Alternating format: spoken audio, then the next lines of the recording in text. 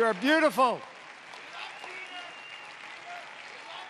9 days ago, I walked out of a federal prison in Miami, and here I am. It was my faith that sustained me. No country for old men, these prisons. Just before I went in, a very good friend of mine said, "Blessed are the persecuted for righteousness, for they will inherit the kingdom of heaven." What's the site? Shout it out. Come on. Matthew 5:10. Blessed are the persecuted for righteousness, for they will inherit the kingdom of heaven.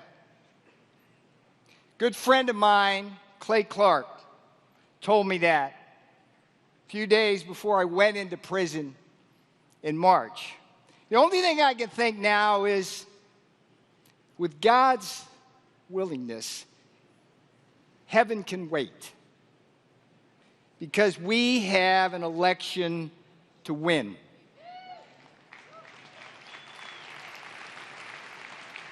If we lose this election, we will lose this country. Make no mistake about this. This is a country that was founded on Judeo-Christian values, democracy,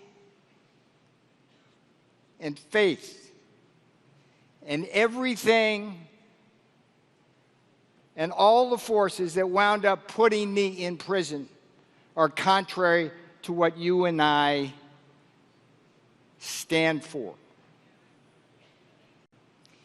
Every red-blooded patriot, north and south of Wall Street and east of that Babylon of San Francisco, knows that we were better off when Donald Trump was in office.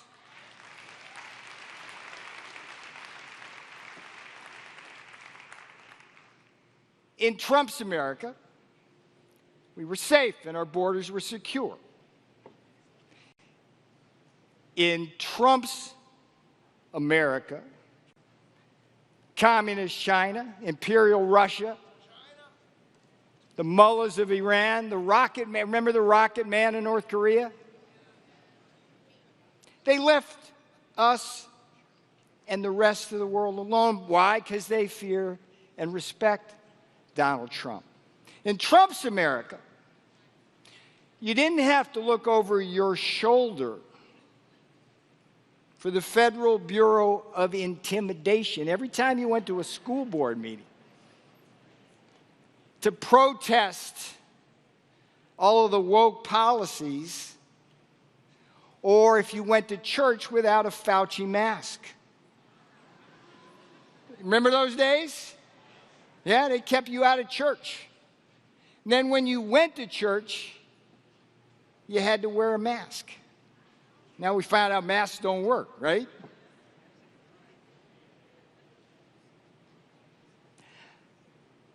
I went to prison so you won't have to. I don't know if you know my story. I was one of only 3 senior White House advisors that was with President Trump all the way from the campaign of 2016 to the end. If they had like a TV show, Political Survivor, I might have won that. In fact, my years in the West Wing really got me ready to go to prison because it's tough in there. But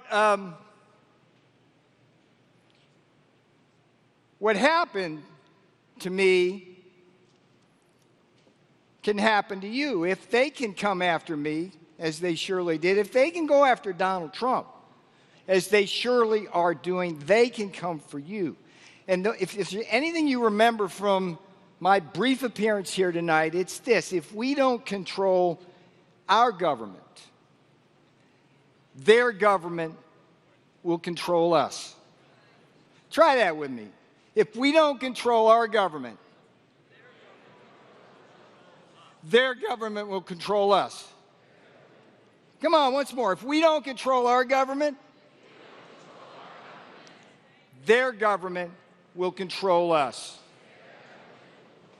See, my story, I went to prison so you won't have to. And what I mean by that is simply that it took all three branches of the federal government controlled by the Democrats to put me in prison.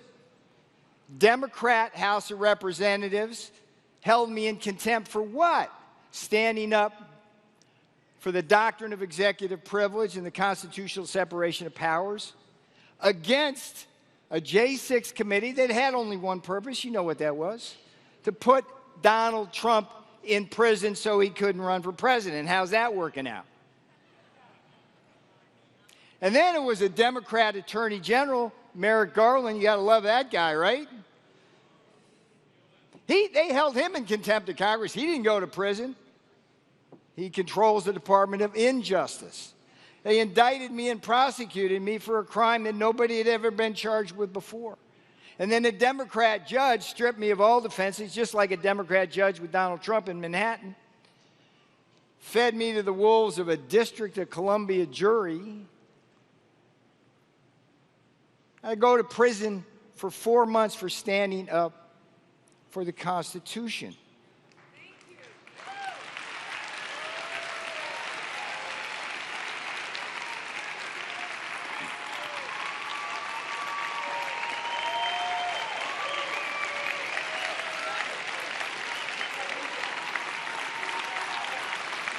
USA, USA, USA.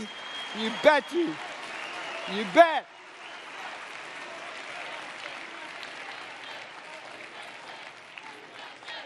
If they can come for me, make no mistake about it, they can come for you. They can come for you in church. They can come for you in your home. They can come for you in your workplace. They do not believe in what we believe in. I heard one of the pastors talking about something that really frosts me, this genital mutilization of young boys. What is that? What is that? How can you have a whole Democrat Party? I was giving a speech the other night, and I go, how many people in this room, there are about 1,000 people there, how many people in this room support the transgender destruction of women's sports?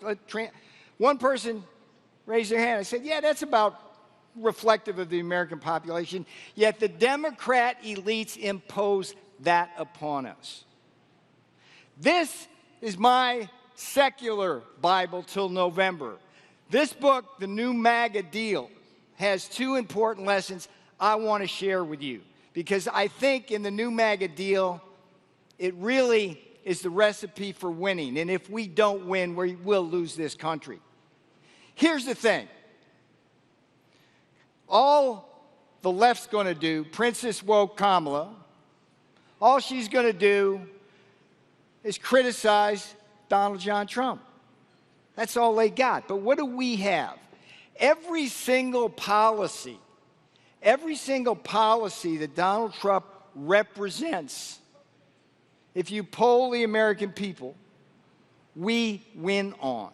So we have to run on a campaign, a policy. Let's think about it. What's the most important two things that people are concerned about right now? The border and the economy. We got double-digit leads. In Trump's America, you didn't have to choose between food on the table, medicine in the cabinet, or a roof over your head.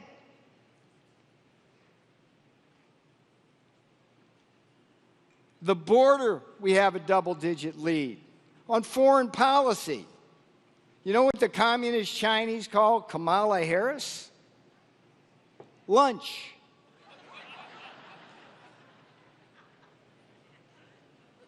They fear and respect. Think about this.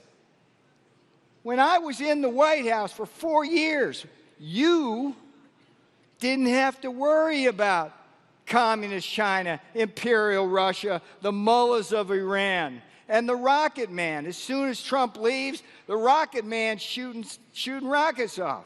I remember it was a beautiful day. It's like the Rocket Man's threatening to shoot rockets at Seattle and Chicago, and all Donald Trump says, you remember what he said?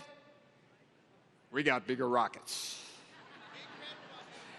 And that was all it took, right? Right? And then, of course, this weaponization of the justice system that puts people like me in prison. They want to put Donald Trump in prison for, what, 700 years? My brother Steve Bannon is in prison now for defending the Constitution. We beat them on every single policy issue: law and order, national security, foreign policy, economy, border. Hey, here's an idea. Why don't we beat them on that? Why don't we campaign on that? Get out and talk to folks. But here's the other thing that's important in this book. Back in 2022, we were supposed, it was like Moses was going to part the seas, but the secular version of that was what? The red tide, the red wave was going to sweep over this country. And we weren't going to have to worry about woke politics anymore. We were going to be back in control. Guess what? It didn't happen. Why? One of the reasons is they were able to portray folks like you as extremists. When did being a Christian and going to church on Sundays and kneeling down before God become extremism in this country? Puzzling, is it not? That's where we are right now. That's who those people are. So when we talk about MAGA, Make America Great Again, we have to, as I explain in this book, all MAGA means is a strong manufacturing base, secure borders, and an end to endless wars. When I was in the White House, it hurt me every time I went up to Walter Reed and I saw young men and women without arms or legs trying to get their life back because the Bushes and the Obamas and the Clintons had sent them off to Iraq and Afghanistan for multiple tours of duty over 10-year periods to waste trillions of dollars and all these lives. Donald Trump, end to endless wars. That's what MAGA is, and MAGA is Christianity as well. It's faith, and they want to make you extremists. We've got a battle ahead. This was all planned. I said back in January that Biden would not be the nominee, that they'd let him get through the primary so they wouldn't have that radical fight, right, between them all, and that they'd either take him out or he'd resign gracefully, and that's what we have now. Do you understand? We have a fight on our hands. Not because Kamala Harris is a strong candidate, but because we're not fighting Kamala, we're fighting CNN and MSNBC, ABC, CBS, NBC, Washington Post, New York Times, the corporate media that lies to you every day.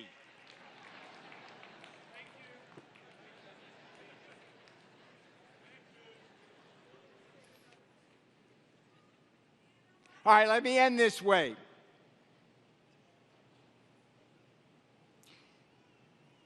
By year standards, I'm an old guy. Turning point is the new generation. And years ago, when I saw Charlie Kirk begin his efforts, it was like, man, he's going into college campuses and preaching conservatism. Charlie, you are a tough dude, man, because that's a tough thing. But you know what? He's already won that war.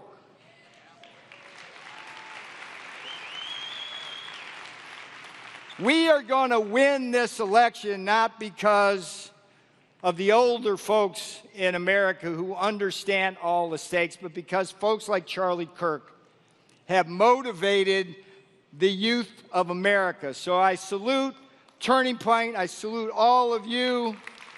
I appreciate the opportunity to be with you tonight. God bless you. God bless America. God bless my boss, Donald John Trump.